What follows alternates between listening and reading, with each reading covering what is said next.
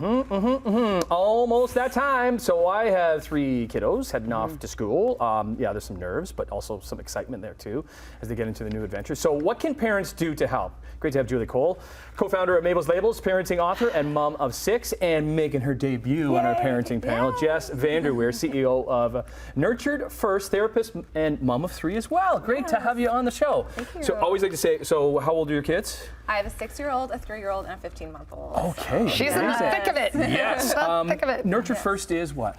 Yeah, we have an online business. We help and support parents all over the world, and we support them through courses, free education, blogs, and yeah. It's an amazing community. Yeah. And actually very topical for today because, I mean, obviously back to school is around the corner. Yes. And as you said, my kids coined the phrase nervous-sided. They're nervous and excited. Yeah. I love and, that. you know, like there's a lot of things that parents now are, you know, are trying to do to calm the little nerves. I personally try to get routines back on track. Let's get that sleep going. Yep. Maybe, you know, have a play date if there's some kids in the neighborhood who are going to the same school, so there's some familiar faces. But I know Jess talks a lot about separation anxiety or getting those first little ones off to school and how to deal with those little nerves, right? Yeah, absolutely. Like separation is one of the most difficult things for our kids because they're used to, especially after the summer, they're used to being with you all day, every day. And so separation anxiety can look like the clinging, the crying, the whining, like trying to stay really close to you. So I suggest to parents to find little ways to like bridge that separation. To help your kids know that, you know, my mom, my dad is still caring for me even when they're not right beside me. So one of the things I was just sharing about on Nurtured First yesterday is a connected heart. That's what we call it. So you would draw a little heart on like maybe your son's hand or give them a bracelet. This is actually a bracelet that my daughter made me. Aww. And you could say, when you miss me, when you're at school, you can look at the heart and remember that I'm thinking about you and that I love you. Or you can make the same bracelet and say, we're both gonna wear the same bracelet. Just that connection, yeah, right? there's a piece of connection. There's a piece of you with them even when they're at school, and that can really help with separation That is anxiety. fabulous. I never even thought of that because for our little guy, so we're 9, 7, and 5. Our little guy, Gabe, it's not about missing us. I think he's just nervous about seeing his friends again because we don't see his school friends all that much. So he sat down with my wife Liz the other day, and he wanted to write a list that he wanted to memorize of things that he needed to do going into school. And Liz took a picture of it, and here it is. This is his list saying, I am nice, I am not mean, my name is Gabriel, but you can call me Gabe,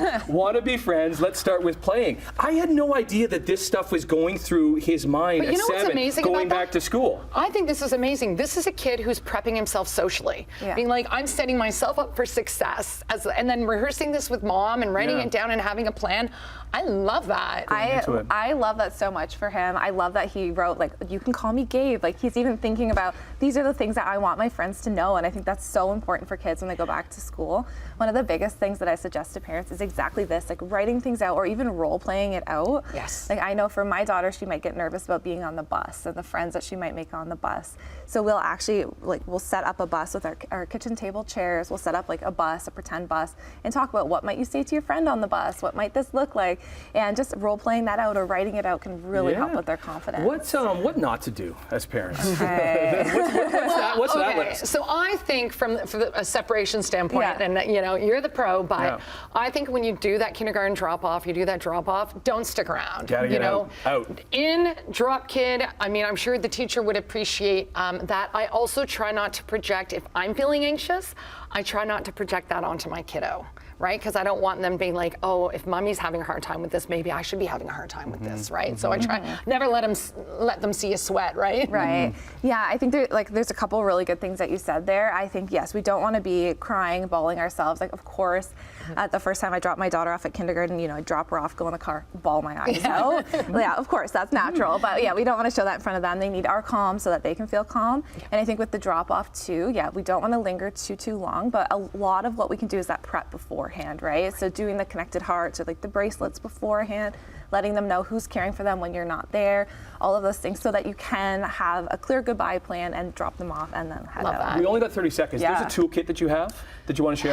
What's the toolkit? Tell us about the toolkit. So we actually just created a back to school toolkit. I had seen all of the things like markers and scissors and everything. And like, we need to prepare our kids' hearts. So the toolkit is all about helping them with separation, helping them make friends, and helping them with all of the things that can be really challenging for them when they go back to school. It's something you do with your kids, and it's really excellent excellent resource. How can we follow you, Jess, or Nurtured First? Yeah, you can find us on Instagram, Nurtured First on Instagram, or nurturedfirst.com. You can easily find us there as well. We got Mabel's labels all over our new yeah. clothes, so especially with the girls. Yes. Yeah, especially with the girls, because like to separate what's They so like I can their do the stuff. so I can do the laundry. They like their stuff. Absolutely. Yeah, right. Jess, great meeting you. Yeah, thank you so much for having us. Jay Cole. Yep. Okay, more Running Live on your Friday.